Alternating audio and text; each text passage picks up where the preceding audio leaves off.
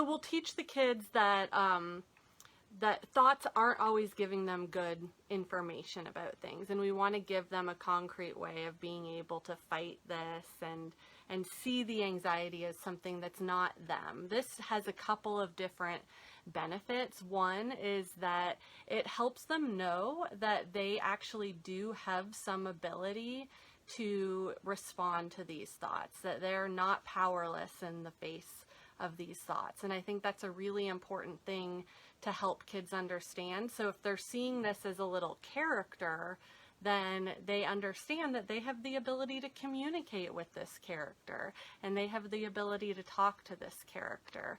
And the other thing is that it helps kids, kind of as I was saying before, realize that this isn't part of who they are. It can help them feel a little bit more empowered to understand their anxiety if it doesn't feel so personal. And it's also great to give parents the language around this too. So it's really important in that way. And I want to just caveat that this is really helpful for kids that have the ability to understand metaphors and using symbols. So if you have a kid that's really struggling with understanding metaphors and is more really concrete minded, then this strategy might not be the most effective strategy to use.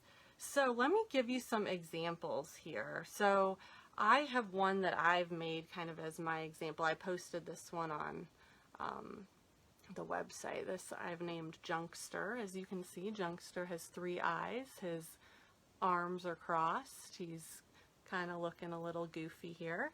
And then I have another example made by a kid who, this guy's arm fell off, but I'll show you anyways. This one, this kid named this character John. So I always give the kids an opportunity to name their character.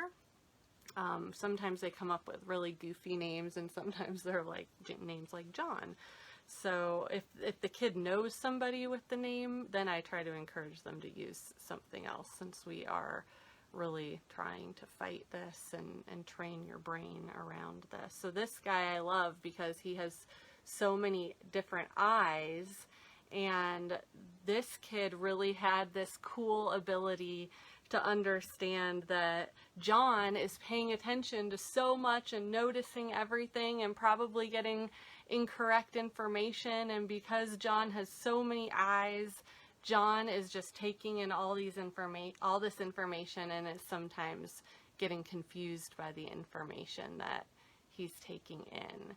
So I want to talk a little bit about how I introduced this idea to kids, and I do, as I said at the beginning, have a script that I have typed out that I'd be happy to provide you guys. I do encourage everybody to find their own style with how they want to introduce these ideas to kids, but when I was first learning, it was helpful to have some kind of a script and some kind of a way to just kind of format what I'm saying. And then as I got more practice and more comfortable with it, the creativity kind of flows and you find your own style.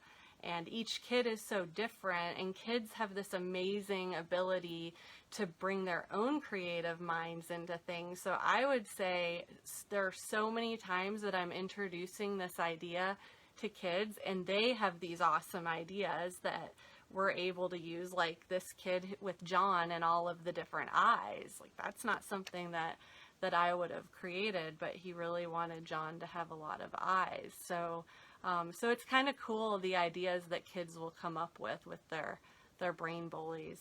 So I'll talk about how I introduce this to kids, and then I'm going to talk a little bit about my strategy in actually creating these, because I know I did have some questions about how I do this with Play-Doh, or do I buy things in bulk, so I'll kind of answer that